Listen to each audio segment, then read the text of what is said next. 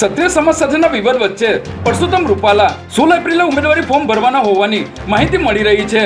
જેમાં પરસોત્તમ રૂપાલાના ફોર્મ ભરવાની જાહેર સભા અંગે ભાજપના કોર્પોરેટર કેતન પટેલે જણાવ્યું હતું કે આગામી 16 એપ્રિલે સવારે 10:30 કલાકે પરસોત્તમ રૂપાલા ફોર્મ ભરવા જશે, જ્યાં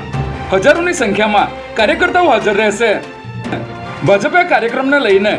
તૈયારીઓ પણ શરૂ કરી દીધી હોવાનું જાણવા મળી રહ્યું છે.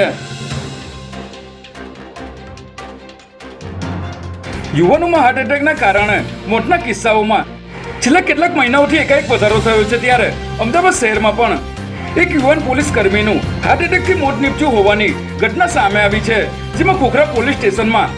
રાઇડર તરીકે ફરજ બજાવતા 33 વર્ષીય અરવિંદભાઈ સોલંકીને હાર્ટ એટેક આવતા એલજી હોસ્પિટલ ખસેડવામાં આવ્યા હતા, ત્યારે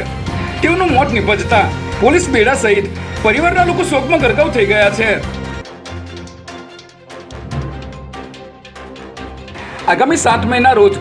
ગુજરાતની 26 લોકસભા બેઠક પર અને વિધાનસભાની 5 બેઠક પર પેટા ચૂંટણીનું મતદાન થશે, જેથી આ દિવસે લોકો વધુમાં વધુ મતદાન કરે તે માટે ગુજરાત સરકાર દ્વારા મહત્વનો નિર્ણય કરવામાં આવ્યો છે,